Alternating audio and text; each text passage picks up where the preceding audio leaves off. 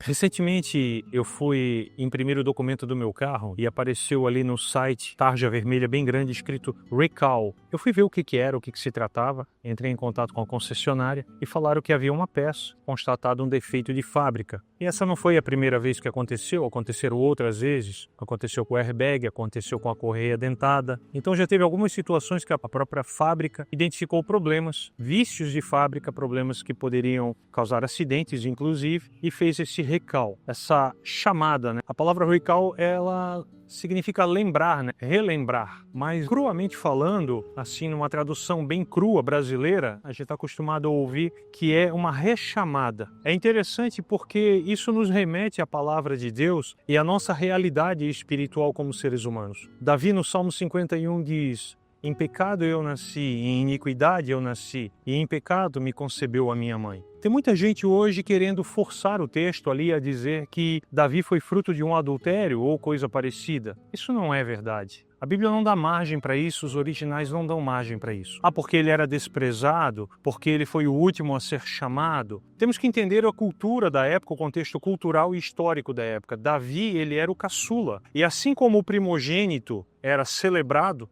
era o mais importante, ganhava a porção dobrada de tudo, o caçula era o mais menosprezado. E além disso, Davi era ruivo. E os ruivos na época, até na Idade Média, na Europa, havia uma perseguição, havia muito preconceito contra os ruivos, e não era diferente em certas regiões de Israel, como naquele tempo de Davi. Mas voltando ao que Davi falou, em pecado eu nasci e em pecado me concebeu a minha mãe, o que Davi está revelando ali através do Espírito Santo, isso foi nos deixado na palavra de Deus, para que nós venhamos a entender que eu e você, assim como o meu carro foi fazer um recall, porque tinha defeitos de fábrica, eu e você nascemos com defeito de fábrica. Nós nascemos com talvez alguma coisa em nosso DNA danificado, porque até hoje a genética não consegue entender, quando estuda isso a fundo, ela consegue compreender um mecanismo, mas não um motivo de envelhecermos, não um motivo de ficarmos doentes. Então há um trabalho muito forte na genética para retardar isso, porque não se entendem, porque a cada multiplicação celular, a cada multiplicação de DNA, ele vai se tornando mais curto, e através disso nós envelhecemos. Não há uma explicação ainda para a motivação disso. Compreende-se o mecanismo,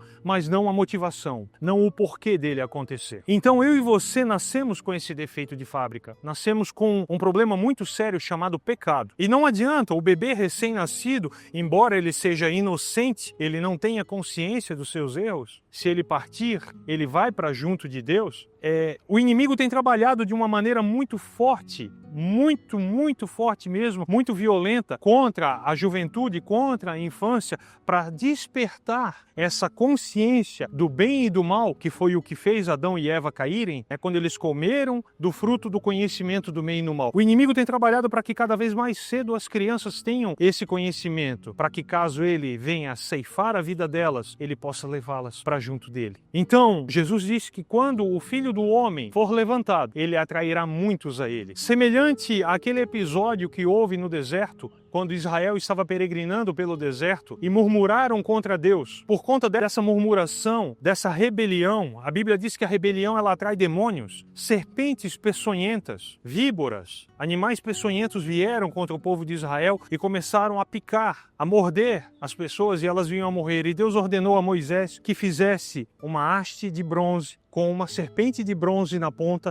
e erguesse no meio do arraial. E todo mundo que fosse picado por uma cobra e olhasse para aquela serpente seria curado. É interessante que o bronze na Bíblia, no Antigo Testamento, ele é o metal que tipifica o pecado e a serpente tipifica a raiz do pecado. E quando você olha para a serpente, por assim dizer, crucificada, o pecado crucificado, você é curado. Esse é o chamado de Deus para mim e para você. Deus deseja que nós nos voltemos para Ele. Há um recall de Deus na minha e na tua identidade espiritual, no meu e no teu documento espiritual. Um chamado de Deus para cura. Deus não remenda, Deus faz novo. Deus ele restaura de maneira que nós nos tornemos novas criaturas. Eu faço nova todas as coisas. Jesus disse. O problema é que muitos de nós estamos procurando fora da palavra de Deus e fora da vontade de Deus, em oficinas não autorizadas, a cura para defeitos de fábrica que só existe em Deus e através da palavra de Deus. Muitos de nós estamos nos tornando piores ainda, porque estamos usando peças não originais, usando sistemas, usando mecanismos, usando métodos que não são aqueles determinados pela palavra de Deus.